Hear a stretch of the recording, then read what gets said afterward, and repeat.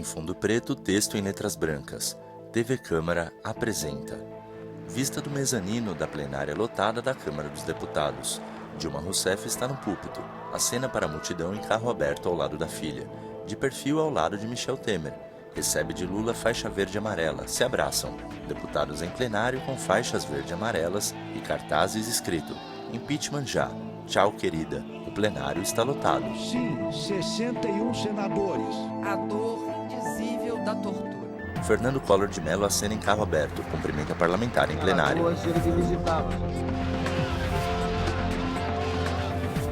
Em diversos momentos, grupos de parlamentares com braços erguidos. Posse de Collor, ele caminha altivo em área externa.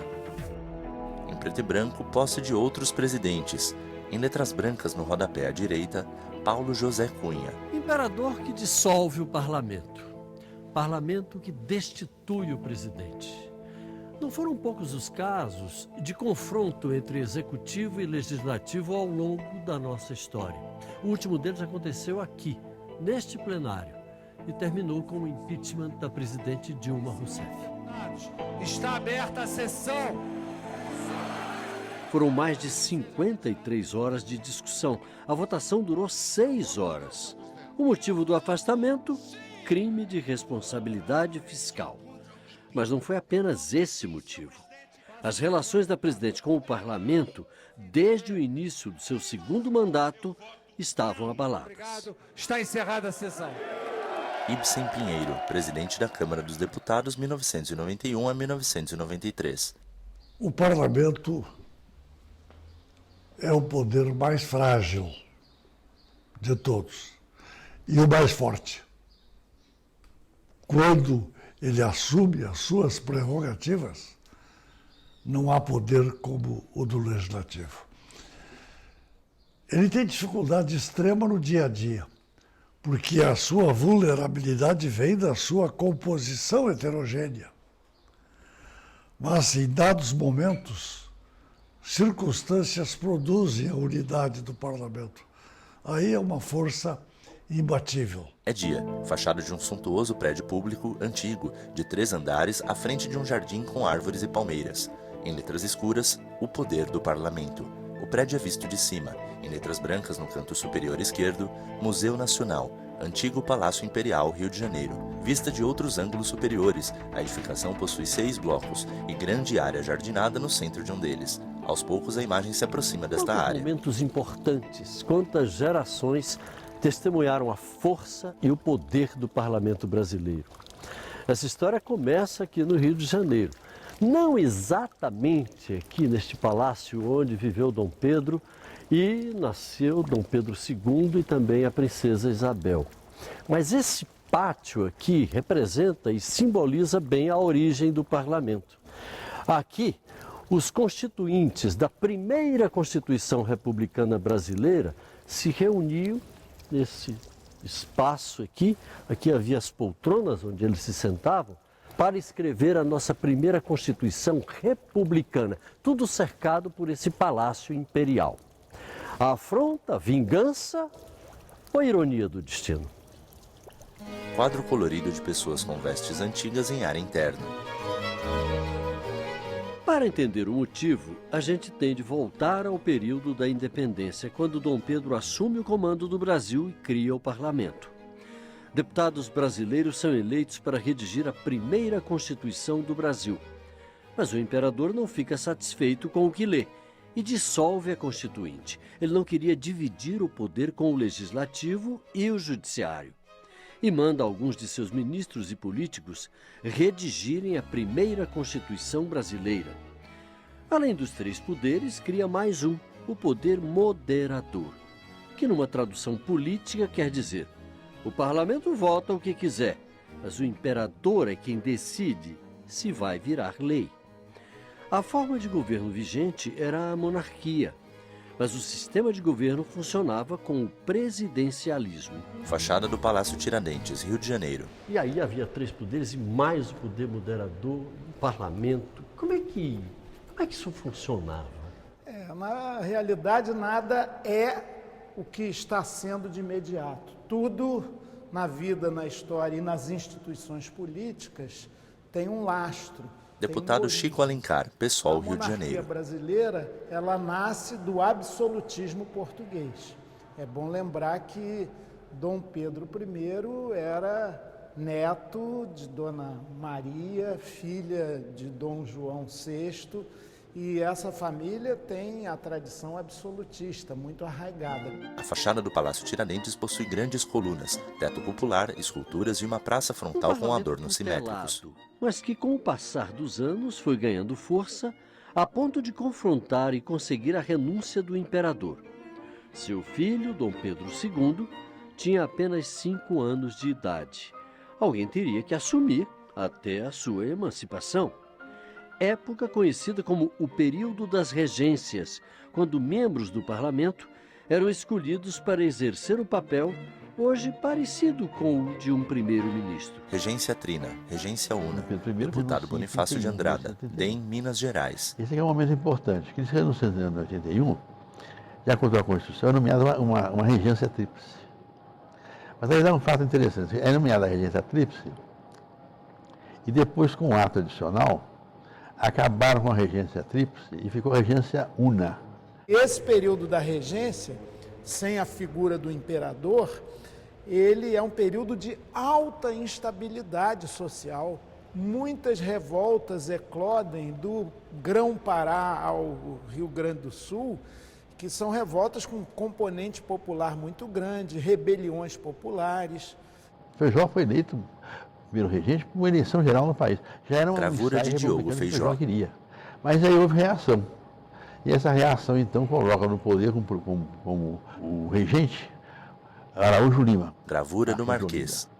Então, já vai se gestando ali uma ideia que existe até hoje no Brasil, que é meio do sebastianismo, da figura central para encarnar e personificar a autoridade, o poder, e chega-se ao ápice de se aprovar também no parlamento a antecipação da maioridade de Dom Pedro II. Com a maioridade antecipada, Dom Pedro II assume o império aos 14 anos de idade. E entre as primeiras medidas resolve dissolver o parlamento, o que voltaria a fazer outras 10 vezes. O Brasil experimentou o parlamentarismo por 42 anos. E aí começa então a fase da vida brasileira durante o Império, que vai, digamos assim, sem nenhuma revolução, de 45 até 89. O Brasil não teve uma revolução. Enquanto que todos os países da América do Sul tinham várias revoluções, aqui não teve nenhuma. O que havia era isso, era realmente uma técnica parlamentarista que Dom Pedro, como exercendo o poder moderador, ele utilizou no Brasil. Então, hora ele chamava um liberal para ser o primeiro-ministro, um presidente do Conselho de Ministros, outra hora chamava um conservador, de acordo com a opinião pública e com as crises políticas. Então, era um parlamentarismo para inglês ver. Para inglês e a Europa verem, e para as elites aqui se arranjarem no poder de maneira conciliada a partir do impulso do rei café. Tanto que nos anos 50 do século XIX, nós temos até o Gabinete da Conciliação, que abrigava liberais e conservadores, chefiado por um nome que é conciliador na sua própria denominação, Honório Hermeto Carneiro Leão. Carneiro e Leão só pastam juntos quando as elites estão bem entendidas e acertadas. Aconteceu isso no Brasil. O parlamentarismo às avessas. Mesmo assim, o parlamento soube resistir e se fortalecer, a ponto de, mais Imagem uma em preto vez, e branco de gravura do desembarque de Dom Pedro II em Lisboa, Auguste Gerardin. E do parlamentarismo no Brasil. Basicamente, trabalham com duas ideias, e algumas delas entrando até no setor conservador: o abolicionismo e a república. O Manifesto Republicano é dos anos 70, então, do século XIX. Então, ele já traz essas ideias novas de um novo regime até. Só que sempre numa perspectiva que é marcante na nossa história, de transição conciliada. A República foi proclamada aqui perto dessa praça que se chamava Campo de Santana, nasceu de um golpe político-militar sem derramamento de sangue. O imperador foi expulso do Brasil e o Marechal Deodoro da Fonseca assumiu a presidência sem qualquer tipo de resistência.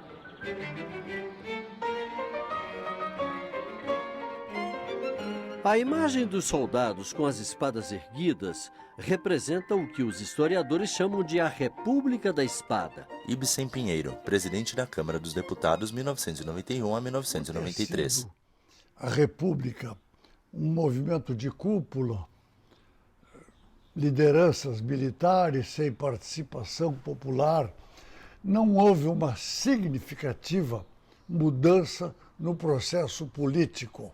Trocou-se a figura do imperador pela figura do presidente da República, mas os mecanismos de constituição do poder não se alteraram profundamente. Mas aí duas correntes dentro dos republicanos surgiram.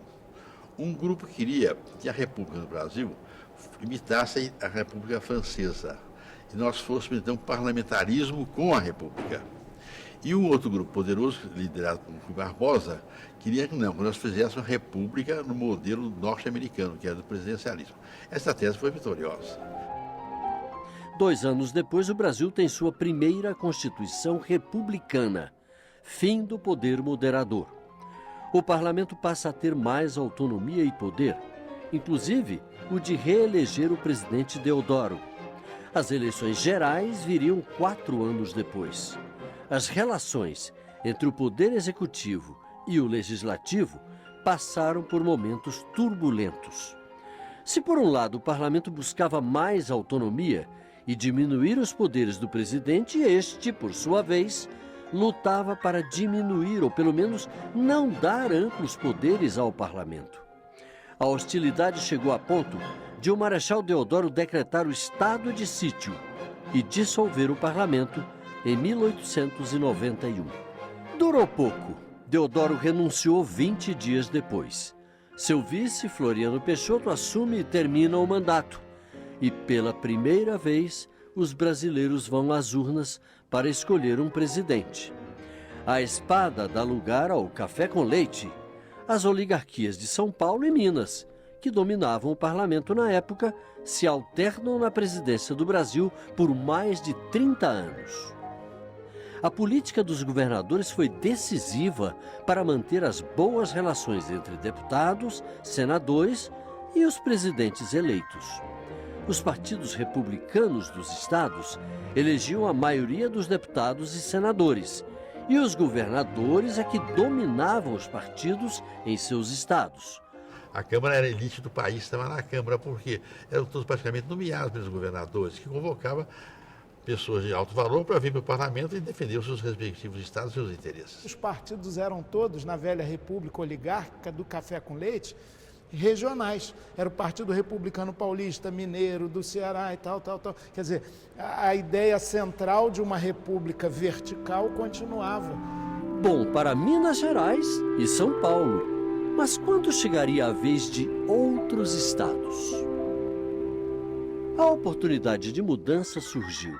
São Paulo fura a fila da política do café com leite e, com o apoio de 17 estados, consegue eleger o paulista Júlio Prestes para a presidência. Mas ele não assume. Um golpe civil-militar articulado por mineiros e gaúchos, conhecido como Revolução de 30, eleva Getúlio Vargas à presidência do Brasil. Sai a política liberal para dar voz à política social. Mas o parlamento sofre mais um revés. Getúlio Vargas dissolve o Congresso Nacional por 3 anos e convoca novas eleições. Institui o sufrágio direto, secreto e universal. O direito de voto aos 18 anos e o direito de as mulheres votarem e serem votadas. A Constituição de 1934 é promulgada, a segunda da República. O cenário político da época era bastante conturbado dentro e fora do parlamento. Esquerda e direita tomavam as ruas. Integralistas e comunistas disputavam corações e mentes da população. Museu da República, Palácio do Catete, Rio de Janeiro. Contra o parlamento para aplacar os conflitos. o Plano Cohen. O Plano Cohen tem tudo a ver com esse espaço lindo onde nós estamos aqui, o Palácio do Catete. Foi um documento falso em que haveria indícios da existência de um complô comunista para tomar o poder no Brasil. Com base nesse documento, Getúlio decretou o estado de sítio que abriria espaço para o Estado Novo. Deputada, será que a senhora podia fazer uma análise do contexto em que tudo aquilo aconteceu naquele momento? Deputada Jandira Fegali, PCdoB, Rio de Janeiro. O fascismo no mundo e a realidade brasileira. O Plano Cohen, que foi uma farsa, né? Foi uma montagem feita com os integralistas, que são uma expressão também do fascismo no Brasil, Mourão Filho, Plínio Salgado, que era uma associação integralista brasileira, que estabelece um plano e dão aos comunistas, né, o comando de um plano que seria um plano de derrubada de governo, quer dizer, colocam na mão dos comunistas o comando da instabilidade e da destruição do Brasil. Mas era tudo falso. Era uma fake news, para usar uma fake linguagem de news hoje. Da época, né?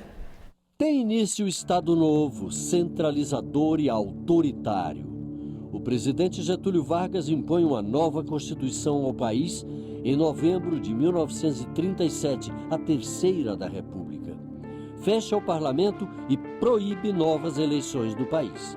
A Ação Integralista Brasileira, a Aliança Nacional Libertadora e todas as organizações partidárias são fechadas. Durante 8 anos, Getúlio Vargas assume sua face totalitária. O parlamento só volta a ter voz ao final da Segunda Guerra Mundial, quando Getúlio é pressionado a renunciar. Novas eleições são marcadas e a democracia renasce em 1946. Nessa eleição, teve uma competição. Argelina Figueiredo, cientista política, IESP, competição UERJ. Eleitoral que não existia nem no período da Primeira República. Então, eu acho que o sistema mais competitivo foi criado nesse período. E o parlamento foi instituído para fazer a Constituição. Quando se instala em 46 a Constituinte, aí houve um movimento parlamentarista forte sob a liderança de Raul Pila. Para quem é parlamentarista, era um projeto de muita qualidade. E há um detalhe interessante, aqui no Rio Grande, a Constituinte de 47 aprovou o parlamentarismo para o Rio Grande do Sul. Mas o Supremo considerou conflitante com a Constituição Federal. A ideia parlamentarista vem, mas não com força suficiente para Plenário do Palácio Tiradentes, Rio de Janeiro. Gaúcho Raul Pila apresenta a proposta. Deputado aqui, Chico Alencar, ela PSOL, não Rio de Janeiro. avança nas comissões, sequer foi apreciada pelo plenário. Pela segunda vez, um general é eleito presidente da República em votação direta. Os partidos voltam a atuar e o parlamento retoma seus trabalhos. Um período de quase 20 anos de liberdade política e de pluripartidarismo. Mas havia exceções. Uma das primeiras medidas do governo Dutra foi cassar o registro do Partido Comunista, que foi feito em 47. Então, teve um pluralismo, mas já restritivo, o que não impediu que você tivesse um período competitivo importante para as eleições, tanto para deputado como para presidente. Então, foi uma república que funcionou quase que o tempo todo com uma aliança do PSD e do PTB, mas com a participação não partidária, mas com pessoas da UDN. Então, você tinha governos de coalizões amplas, em que o Congresso tinha um papel muito importante. O partido fez uma grande bancada em 46, com João Amazonas, com Maurício Grabois, com todo mundo. Deputada Jandira Fegali, PCdoB, Rio de Janeiro. Da votação nacional, e isso foi fundamental, né? E o partido teve uma expressão incrível naquele momento, né? Sendo que Dutra entra, em maio de 47, caça o partido, porque aí foi o início da Guerra Fria, Estados Unidos, União Soviética, com o início da Guerra Fria, de novo a questão internacional valendo no Brasil. E aí caça o registro do partido com apoio do Tribunal Superior Eleitoral novamente, né? Caça o registro do partido em maio de 47 e a bancada comunista em 48. Então, quer dizer, é uma oscilação onde nós, os comunistas, somos sempre o termômetro de quando o Brasil é democrático e quando ele perde a sua democracia. As relações entre parlamento e os presidentes que se sucederam não foram sempre harmônicas. O general Dutra teve apoio para governar. Getúlio Vargas, que retornou ao poder 4 anos depois, dessa vez pelas urnas, enfrentou forte oposição. Denúncias de corrupção e pressões políticas do parlamento, imprensa e exército resultaram no suicídio de Vargas. Seu vice, Café Filho, ainda tentou impedir a posse do próximo presidente eleito, Juscelino Kubitschek, por meio de um golpe. Mas o general Lott, que representava a ala legalista do exército, atuou para garantir a posse de JK. Câmara e Senado votaram pelo impedimento de Carlos Luiz, presidente da Câmara, e de Café Filho, os primeiros impeachments de nossa história republicana. Quando se falou em impedimento, que a Câmara Ibsen Pinheiro, presidente da Câmara dos Deputados, 1991 a 1993. Carlos Luz, não foi o impeachment. Não teve denúncia, rito, direito de defesa. Aliás, se eu não estou enganado, a votação da Câmara em 55 foi no mesmo dia da apresentação da proposta de afastamento do presidente da República. Então, isso não é um rito processual. JK soube conviver e negociar com o parlamento. Jânio Quadros tentou enfrentar e renunciou. Numa estratégia de ou eles ou eu, a opção eles venceu. A renúncia de Jânio foi aceita pelos parlamentares. Quando Jânio renuncia, o medo do trabalhismo, do reformismo, do chamado populismo voltar ao poder, não tinha mais Getúlio, mas tinha seu herdeiro direto e dileto, João Goulart, vice-presidente da República. É curioso que naquela época você podia eleger presidente de um partido e vice de outro, não precisavam compor a mesma chapa. Mas o problema maior ainda estava por vir. Seu vice, João Goulart, em viagem à China, não poderia assumir. Para solucionar o impasse, surge a ideia de adotar o parlamentarismo no Brasil. E um comunicado à nação dos chefes militares é lido no parlamento dizendo o seguinte: olha, em nome da segurança nacional, era a época da Guerra Fria, um mundo bipolar, nós entendemos que é preciso a solução parlamentarista, sem o que o presidente João Goulart não vai entrar em território nacional. Tancredo teve um papel decisivo, tanto na proposta como na aceitação do Jango. 3 primeiros ministros se sucedem: Tancredo Neves, Brochado da Rocha e Hermes Lima. Jango observava tudo e trabalhava para retomar o poder. 1 ano e 4 meses depois, o presidencialismo é escolhido em plebiscito como sistema de governo por 80% dos brasileiros. Vitória expressiva que não garantia a governabilidade de Jango. No parlamento, as resistências ao seu governo só aumentavam. Imagens em preto e branco. Plenário lotado. Fachada do Palácio do Planalto e do Palácio do Congresso Nacional. E nenhum primeiro-ministro, por mais hábil que fosse, conseguiu organizar coalizões estáveis, com maiorias estáveis, que apoiassem essas necessidades de programação governamental no âmbito econômico.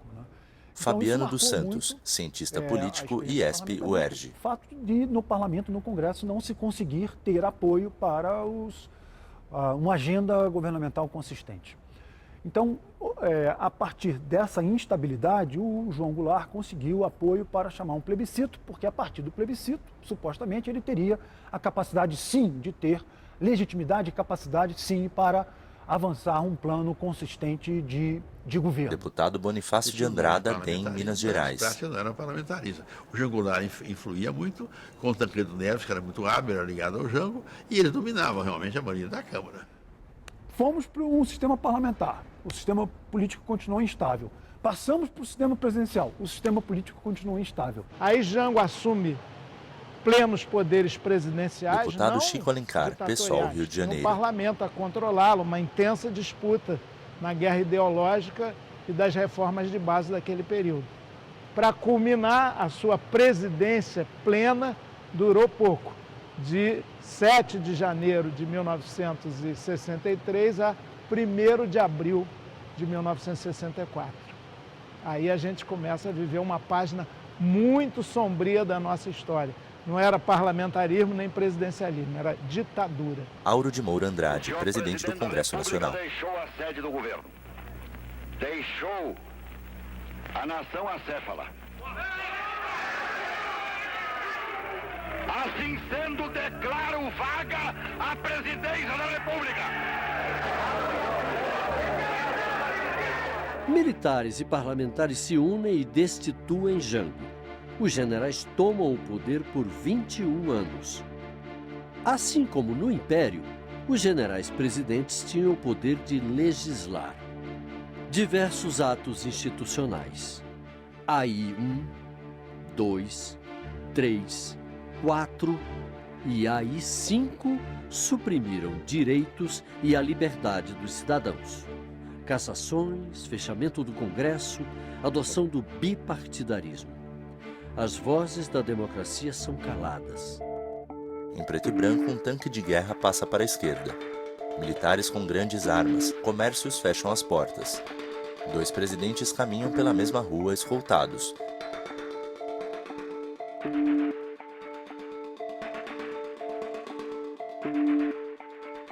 Do bipartidarismo construído pelos militares, nasceu uma oposição inesperada. Não existia no sistema político vozes que representassem os segmentos do proletariado. Esses segmentos estavam excluídos daquele bipartidarismo.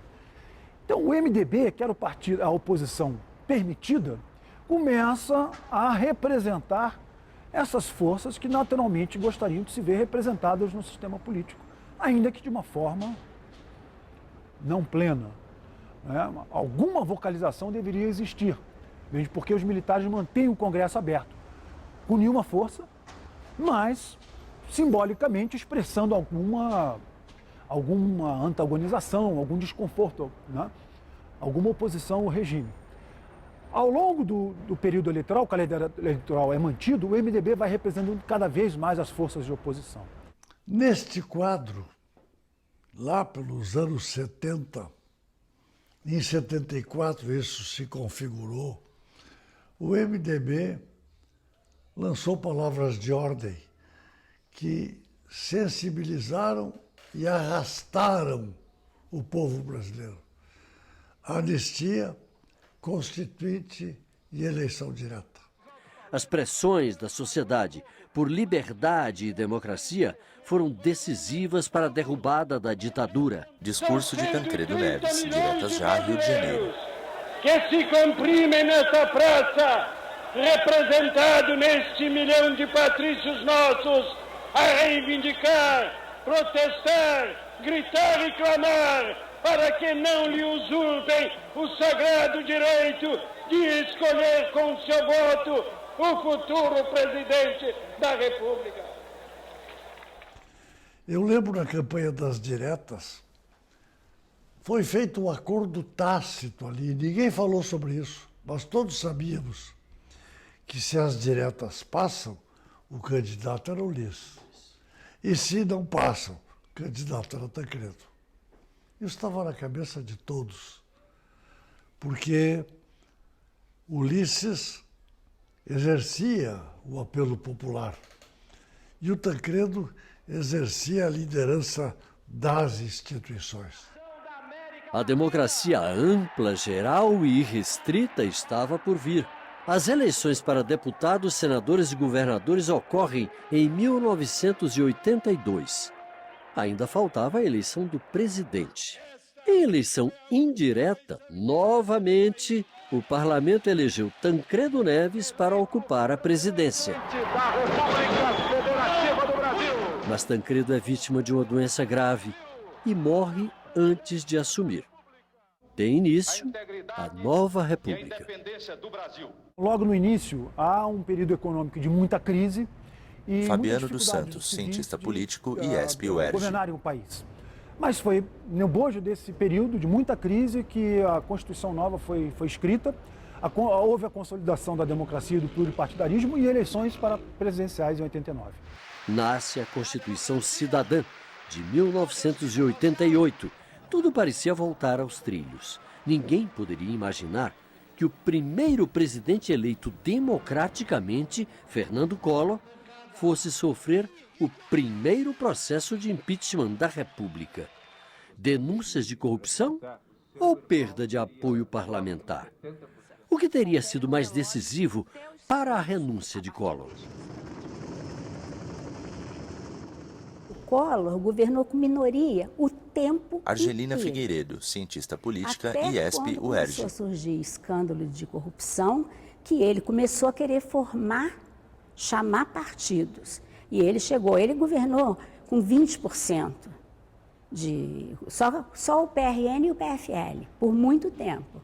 E quando ele observa que ele tem que ter apoio majoritário no Congresso, ou um apoio no Congresso, um diálogo com o Congresso para governar, porque isso, a Constituição de 88 impõe isso, qualquer Constituição democrática impõe que tem que haver diálogo entre os atores políticos para o processo governativo. Quando ele observa isso e monta uma coalizão, aí já se tinha uma CPI e já se investigava comportamentos heterodoxos, má conduta governamental clara envolvendo a figura do presidente. Senador Fernando Collor de Mello, ex-presidente da República. De governabilidade.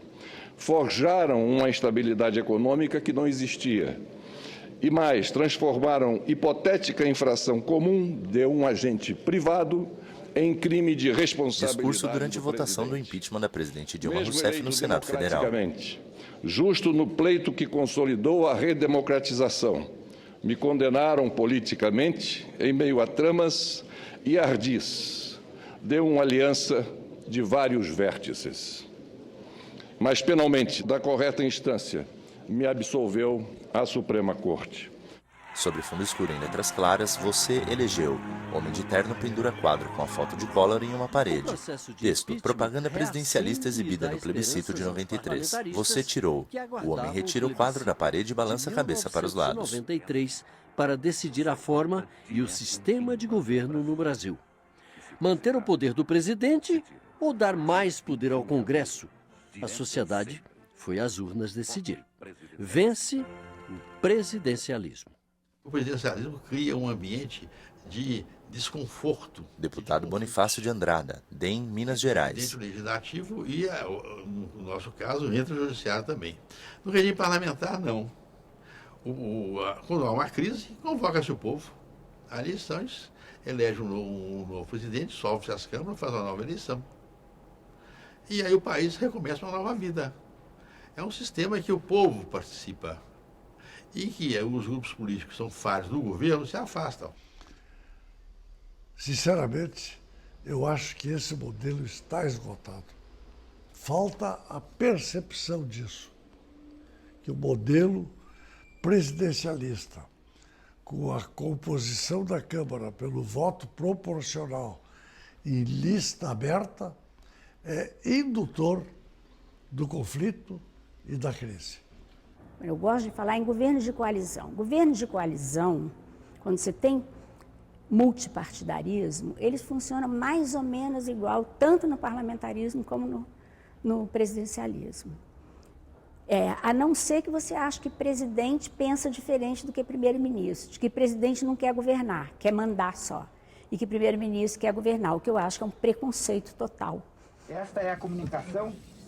Durante os mandatos de Itamar, Fernando Henrique e Lula, as relações entre executivo e legislativo dependiam de coalizões entre diversos partidos.